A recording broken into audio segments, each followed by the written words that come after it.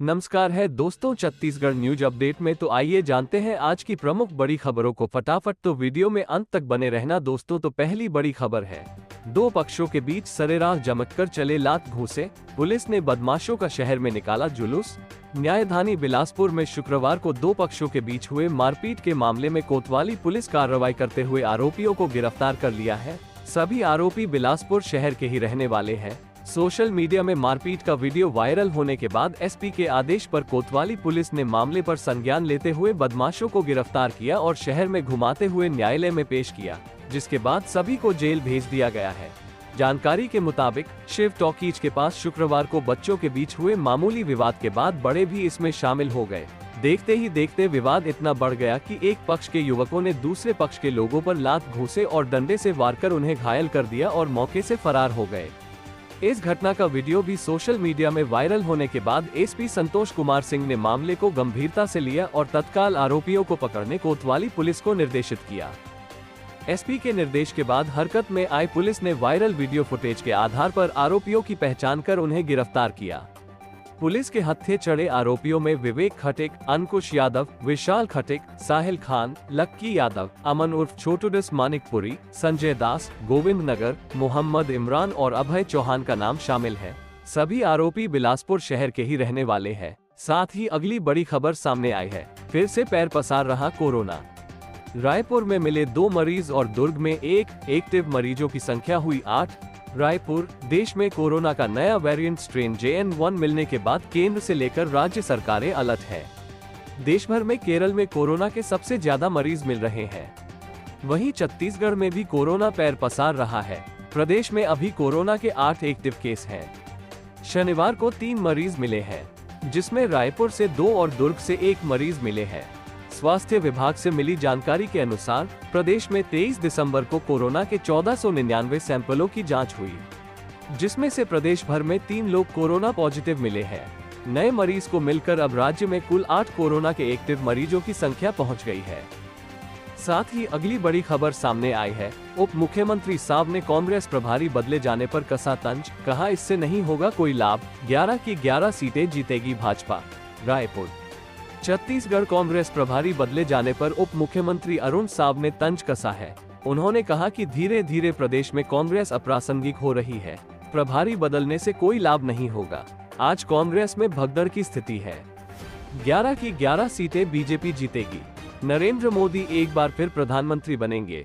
दिल्ली से लौटने के बाद एयरपोर्ट पर पत्रकारों से चर्चा में उप मुख्यमंत्री अरुण साव ने कहा कि सरकार गठन के बाद पहली बार दिल्ली जाना हुआ। प्रधानमंत्री समेत केंद्रीय नेतृत्व से मुलाकात हुई। भेंट के दौरान प्रदेश से संबंधित अनेक विषयों पर चर्चा हुई। केंद्र के सहयोग से छत्तीसगढ़ की खुशहाली के लिए काम करेंगे। मंत्रिमंडल विस्तार के बाद मंत्रियों को विभागों के बंटवारे पर उप मुख्यमंत्री ने कहा कि मंत्रिमंडल का गठन करना और विभाग निर्धारित करना मुख्यमंत्री का विशेषाधिकार है। जल्दी ही मंत्रियों के विभाग का आवंटन हो जाएगा। वहीं लोकसभा चुनाव के लिए पदाधिकारियों को मिले टारगेट पर कहा कि विधानसभा चुनाव में बीजेपी को वोट प्रतिशत और सीटों के हिसाब से ऐतिहासिक जीत मिली है। जनता की इच्छा की पूर्ति के लिए ताकत से काम करेंगे। विपक्ष पर निशाना साधते हुए उप मुख्यमंत्री साहब ने कहा कि मोदी विरोध के उत्साह में देश का विरोध करने में विपक्षी दल नहीं चूक रहे। विपक्ष देश के हितों को विपरीत काम कर रहा है। लोकसभा चुनाव में जनता कड़ा सबक सिखाने वाली है। साथ ही अगली बड़ी खबर सामने आई है, फर्जी तरीके से धान की खरीद फरोख्त में सहकारी बैंक का अधिकारी सस्पेंड, CEO ने की बड़ी कार्यवाही। छत्तीसगढ़ के जांजगीर चांपा जिले में जिला सहकारी बैंक जांजगीर के नोडल अधिकारी अश्वनी पांडेय पर निलंबन की कार्रवाई की गई है। उनके ऊपर आरोप है कि 145 किसानों के खाता में फर्जी तरीके से समर्थन मूल्य में धान बेचा गया था। जिला प्रशासन ने धान खरीदी में गड़बड़ी मिलने पर खाते पर रोक लगाई थी। इसके बावजूद नोडल ने कलेक्टर के आदेश का अवहेलना करते हुए 61 लाख से अधिक राशि का अवैध तरीके से भुगतान कराया था। कलेक्टर के आदेश पर जिला सहकारी बैंक बिलासपुर के मुख्य कार्यपालन अधिकारी ने निलंबित किया है।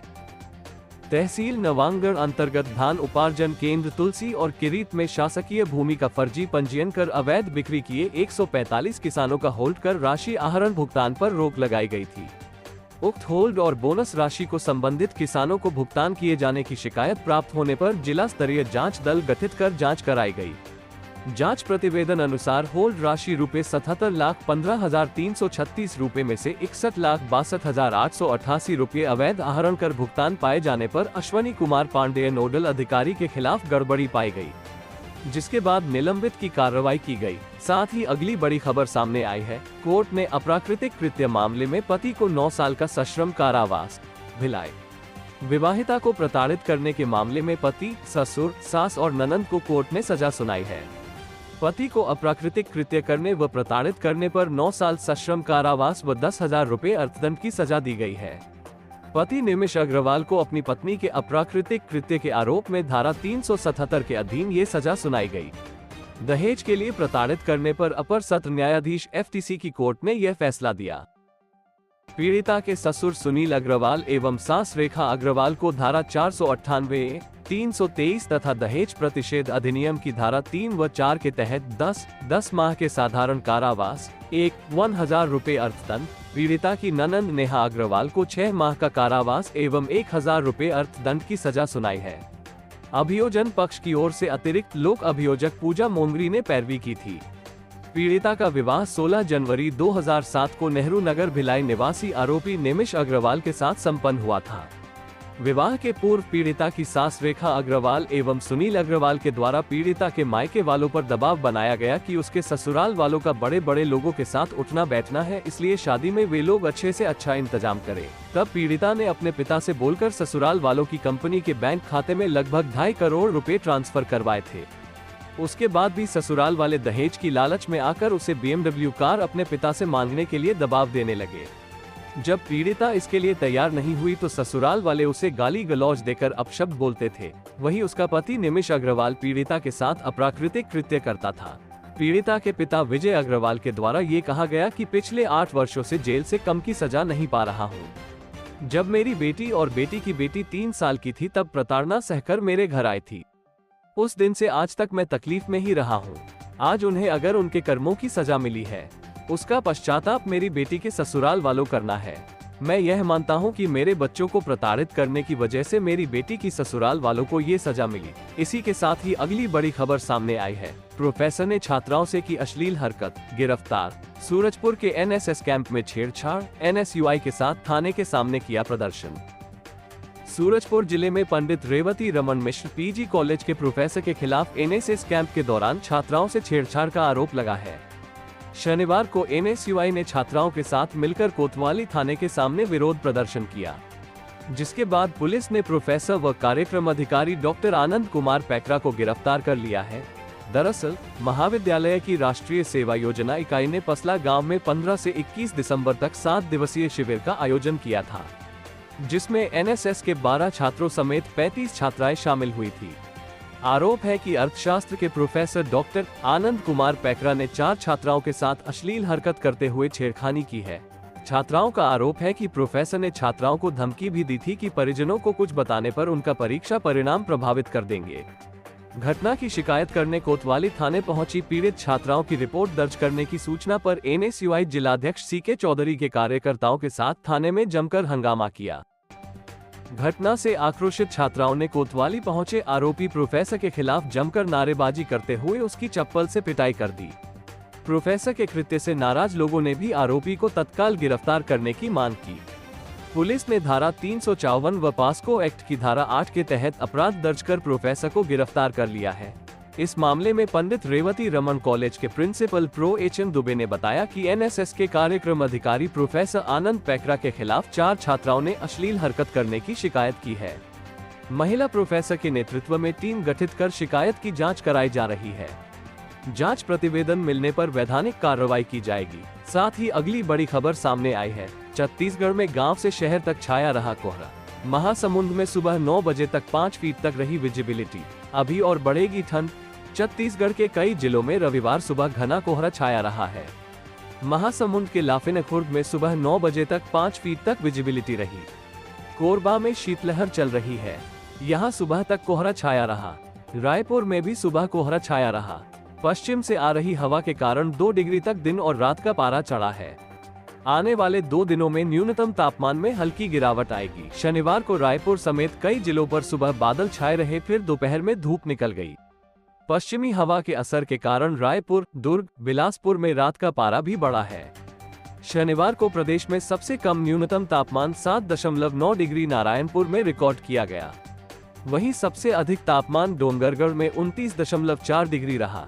प्रदेश में हवा की दिशा उत्तर पश्चिम और उत्तर पूर्व है। ग्रामीण और शहरी क्षेत्रों में भी ठंड का असर है, लेकिन शुक्रवार की तुलना में शनिवार को रायपुर, बिलासपुर, अंबिकापुर, पेंड्रा में न्यूनतम तापमान औसत से 1 से 2 डिग्री अधिक रहा, जिससे लोगों को ठंड से हल्की राहत मिली है। साथ ही अगली बड़ी खबर सामने आई है। दिल्ली दौरे से लौटे मुख्यमंत्री विष्णुदेव साय, कहा डबल इंजन की सरकार है, विकास संसाधनों की नहीं होगी कमी। सुशासन दिवस पर किसानों को दिया जाएगा 2 साल का बकाया बोनस। मुख्यमंत्री विष्णुदेव साय दिल्ली दौरे से रायपुर लौट आए हैं। माना एयरपोर्ट पर मीडिया से चर्चा में मुख्यमंत्री विष्णुदेव साय ने शीर्ष नेताओं से मुलाकात का जिक्र करते हुए कहा कि शपथ के बाद पहली बार प्रधानमंत्री, राष्ट्रपति और उपराष्ट्रपति समेत सभी से सौजन्य मुलाकात हुई है। केंद्रीय गृह मंत्री को नक्सल घटनाओं से अवगत कराए हैं। केंद्रीय गृह मंत्री ने आश्वस्त किया है कि मजबूती के साथ और आशीर्वाद के साथ लड़ाई लड़ेंगे। हम भयमुक्त छत्तीसगढ़ बनाने का काम करेंगे। छत्तीसगढ़ के लिए केंद्र का सहयोग कितना रहेगा वाले सवाल पर मुख्यमंत्री साय ने कहा कि डबल इंजन की सरकार है, विकास संसाधनों की कमी नहीं होगी। सुशासन दिवस मनाने पर मुख्यमंत्री साय ने कहा, 25 दिसंबर को अटल बिहारी वाजपेयी की जन्मतिथि है, इसे सुशासन दिवस के रूप में मनाते हैं। इस बार छत्तीसगढ़ के 12 लाख किसानों को उनके 2 साल का बकाया बोनस दिया जाएगा। इसी के साथ ही अगली बड़ी खबर सामने आई है। छत्तीसगढ़ कांग्रेस संगठन में फेरबदल की तैयारी, प्रभारी बदले गए, अब जिला स्तर तक पदाधिकारी बदलने की चर्चा। छत्तीसगढ़ कांग्रेस के नए प्रभारी अब सचिन पायलट होंगे। कुमारी शैलजा को इस पद से हटा दिया गया है। विधानसभा चुनाव में हार के 20 दिन बाद पार्टी आला कमान ने फैसला किया। अब चर्चा है कि जल्द ही प्रदेश के कई पदाधिकारियों को भी बदला जा सकता है। पार्टी के लोगों की माने तो कांग्रेस में मचे घमासान का नतीजा था कि प्रदेश प्रभारी को हटाया गया। आने वाले दिनों में भी प्रदेश स्तरीय समेत जिला स्तर तक के पदाधिकारियों पर गाज गिर सकती है। सूत्रों की माने तो कांग्रेस में राष्ट्रीय स्तर पर सर्जरी के बाद छत्तीसगढ़ के नेताओं की बारी है। कई बड़े नाम हैं जिन्हें बदलने की तैयारी है, लेकिन शुरुआत जिला स्तर की इकाइयों में नई जिम्मेदारियां दी जाएंगी। शनिवार को ही कोरिया जिले की इकाई की नई सूची भी जारी की गई है। आने वाले दिनों में ऐसी कई नई सूची जारी होगी। नेता प्रतिपक्ष के नाम की घोषणा के साथ ही कांग्रेस पार्टी ने प्रदेश अध्यक्ष दीपक बैज के कार्यकाल को बढ़ाने का पत्र जारी किया था। साफ है कि लोकसभा तक बैज अपनी जिम्मेदारी पर बने रहेंगे, लेकिन उनके अलावा संगठन के कई पदाधिकारी हैं जिनको हटाए जाने की चर्चाएं तेज हो गई है। छत्तीसगढ़ में कांग्रेस की बुरी हार के बाद कई पूर्व विधायकों ने कुमारी शैलजा के खिलाफ मोर्चा खोल दिया था। पैसों की लेन देन समेत ऑडियो वीडियो वायरल होने जैसे गंभीर आरोप लगे थे। इसके अलावा टिकट कटने को लेकर भी शैलजा पर लगातार सवाल उठते रहे। जिन विधायकों का टिकट काटा गया था, उन्होंने दिल्ली में कई नेताओं से शैलजा की शिकायत की। कई पूर्व विधायकों ने शैलजा के खिलाफ आला कमान को सबूत देने तक की बात कही थी। चर्चा थी कि विधानसभा चुनाव के बाद पायलट राजस्थान कांग्रेस के प्रदेश अध्यक्ष बनाए जा सकते हैं। इन अटकलों पर रोक लगाते हुए कांग्रेस आला कमान ने पायलट को छत्तीसगढ़ भेजा है। इसके पीछे कोशिश यही है कि लोकसभा में वो छत्तीसगढ़ में अधिक फोकस रखें। पायलट एग्रेसिव नेता की छवि वाले हैं। कांग्रेस मानती है कि छत्तीसगढ़ में कुछ ऐसे ही लोगों की जरूरत है, इसलिए उन्हें यहां भेजा गया है। साथ ही अगली बड़ी खबर है, मंच टूटने से गिरे मंत्री लखनलाल देवांगन। कोरबा में विधायक संग खड़े होने की मची थी होड़, लड्डुओं से तौलते वक्त हादसा। छत्तीसगढ़ में विष्णुदेव साय की कैबिनेट में एक दिन पहले ही मंत्री बने लखनलाल देवांगन शनिवार को मंच टूटने से गिर पड़े। बताया जा रहा है कि कोरबा में उन्हें लड्डुओं से तौला जा रहा था। इस दौरान लखनलाल माइक थामे नारे लगा रहे थे, तभी मंच टूट गया और देवांगन सहित कई नेता गिर पड़े। दरअसल मंत्री बनाए जाने के बाद लखनलाल देवांगन के गृह जिले कोरबा में उनका स्वागत कार्यक्रम रखा गया था। टीपी नगर में हो रहे इस कार्यक्रम में मंत्री के स्वागत के लिए स्थानीय भाजपा नेताओं और लोगों की भीड़ उमड़ी थी। चुनाव के दौरान यहीं पर लखनलाल देवांगन में अपना कार्यालय भी खोला था। मंच पर लखनलाल देवांगन का स्थानीय नेताओं और लोगों ने माला पहनाकर स्वागत किया। वहीं मंच पर ही उन्हें लड्डुओं से तौला जा रहा था। इस दौरान बड़ी संख्या में नेता मंच पर चढ़ गए। एक साथ इतने लोगों के चढ़ने से मंच टूट गया और लखनलाल सहित सभी नेता गिर पड़े। वायरल वीडियो में दिख रहा है कि लखनलाल देवांगन नारे लगा रहे थे, किरण देव जिंदाबाद जिंदाबाद, और फिर मंच टूट गया। गनीमत रही कि किसी को गंभीर चोटें नहीं आई। आनन फानन में मंच के नीचे खड़े लोगों ने मंत्री को बाहर निकाला। फिलहाल ये वीडियो सोशल मीडिया में जमकर वायरल हो रहा है। साथ ही अगली बड़ी खबर है, कबीरधाम की लड़की को दिल्ली में 2 लाख में बेचा। ममेरी बहन ने काम का दिया झांसा, डॉक्टर खरीदार से करवा दी शादी। कबीरधाम जिले में मानव तस्करी करने का मामला सामने आया है। जानकारी के अनुसार एक आदिवासी युवती ने काम दिलाने के बहाने उसे दिल्ली में 2 लाख रुपए में बेचने के आरोप लगाए हैं। पूरा मामला पंडरिया विकासखंड के कुकदूर थाना क्षेत्र का है। पुलिस ने मामले में एफआईआर दर्ज कर लिया है और आरोपियों की तलाश कर रही है। दरअसल शुक्रवार को एक युवती रोती हुई कुकदूर थाने पहुंची और मामले का खुलासा किया। युवती ने बताया कि 2 साल पहले उसके मामा की बेटी ने काम करने के बहाने उसे दिल्ली बुलाया था। दिल्ली में वो 2 साल तक मजदूरी का काम करती रही। इसी बीच जब वो वापस अपने घर जाने की इच्छा जताने लगी, तब मामा की बेटी ने उसे बताया कि उसे 2 लाख रुपए में बेच दिया है और घर जाने से रोकने के लिए खरीदार ने पीड़िता के साथ शादी की है। युवती ने बताया कि मामा की बेटी ने उसे किसी डॉक्टर को बेचा था। इतना ही नहीं, युवती का कहना है कि शादी के बाद आरोपी युवक और उसके पिता दोनों ने उसके साथ दुष्कर्म किया। इससे तंग आकर किसी तरह वो उनके चंगुल से निकलकर छत्तीसगढ़ पहुंची। पीड़ित युवती का कहना है कि आरोपियों के खिलाफ शिकायत करने पहुंची तो कुकदूर थाना में भी उसकी बात किसी ने नहीं सुनी।